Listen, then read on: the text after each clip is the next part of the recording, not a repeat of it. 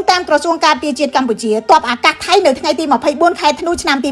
2025បានបញ្ចេញយន្តហោះចម្បាំង T-50 ផលិតនៅកូរ៉េខាងត្បូងដើម្បីវាយប្រហារតាមអាកាសចំនួន2លើកយ៉ាងជ្រៅនៅក្នុងទឹកដីកម្ពុជាដោយបានទម្លាក់គ្រាប់បែកសរុបចំនួន8គ្រាប់ជាប់គ្នានៅក្នុងខេត្តបាត់ដំបងនិងខេត្តសៀមរាបចម្ងាយប្រមាណជា100គីឡូម៉ែត្រពីព្រំដែនការវាយប្រហារលើកដំបូងបានកើតឡើងនៅម៉ោង10ព្រឹកដោយយន្តហោះ T-50 បានទម្លាក់គ្រាប់បែកចំនួន4គ្រាប់ទៅលើតំបន់ជនស៊ីវិលរស់នៅក្នុងស្រុកបាណន់ខេត្តបាត់ដំបងប្រហែល1ម៉ោងក្រោយមកគឺនៅម៉ោង11ព្រឹកថ្ងៃដដែលយន្តហោះប្រភេទដូចគ្នាបានវាយប្រហារលើកទី2ដោយបានទម្លាក់គ្រាប់បែកចំនួន4គ្រាប់ទៀតនៅក្នុងស្រុកស្រីស្នំខេត្តសៀមរាបបន្ថែមពីលើនោះនៅម៉ោង12ថ្ងៃត្រង់យោធាថៃប្រើយន្តហោះ T-50 ទម្លាក់គ្រាប់បែកចង្កោមនៅឃុំស្លក្រាមស្រុកស្វាយជ័យខេត្តបន្ទាយមានជ័យT-50 គឺជាយន្តហោះល្បឿនលឿនជាងសំឡេងផលិតដោយប្រទេសកូរ៉េខាងត្បូង T-50 អាចហោះហើរក្នុងល្បឿនលឿនជាងសំឡេងប្រហែលជា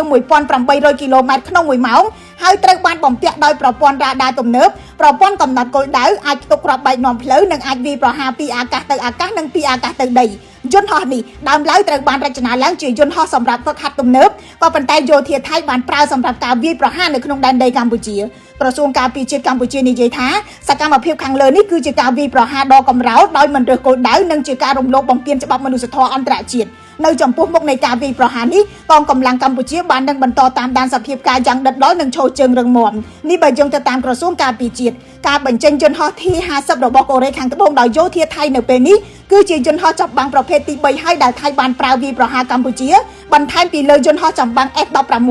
និងយន្តហោះប្រយុទ្ធធុនស្រាល AT-6 របស់សហរដ្ឋអាមេរិកខ្ញុំរស់សុធា